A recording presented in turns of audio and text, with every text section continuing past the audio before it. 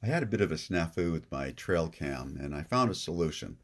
If you look at the trail cam, I'm keeping it low to the ground because I'm trying to see things that are going in the ditch and I don't really care what's going on into the sky, so I'm aiming it downwards a little bit. That turned out to be a problem. You see, here's a coyote that is going across the field of view of the trail cam. That's important, going across.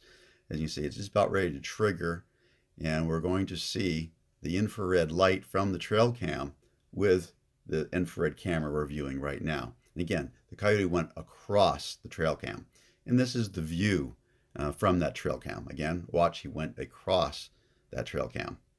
Now, this is what you'll see when something heads straight in towards the camera.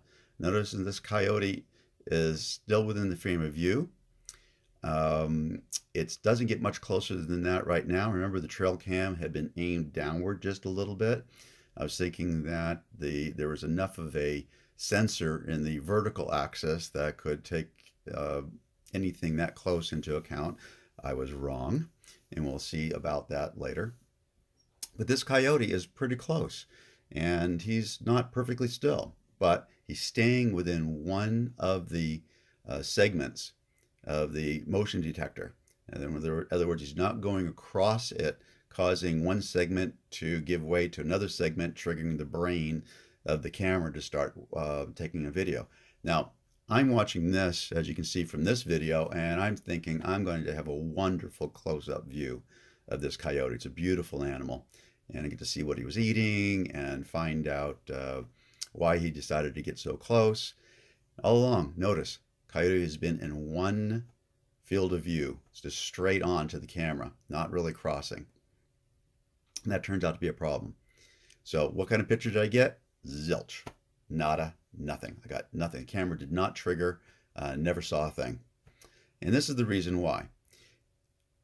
It's a little difficult to see, but you're going to see some little circles in the lower half of this sensor. There's a row of two, and they look about the end of a pencil eraser.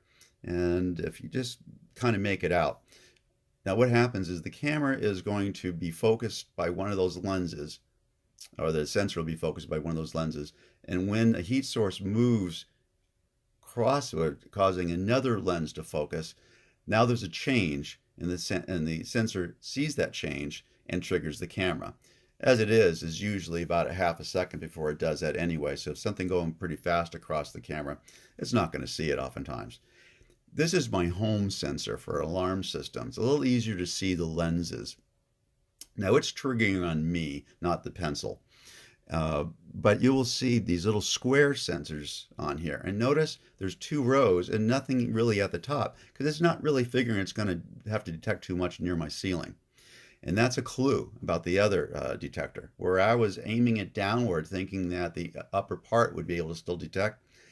These things are set up pretty much to detect in the lower end of things. So by me aiming it down, that was a real problem. So elevating the camera and having it straight and not aiming downward solved the problem, as you'll see by many of the other animal videos I have on this channel.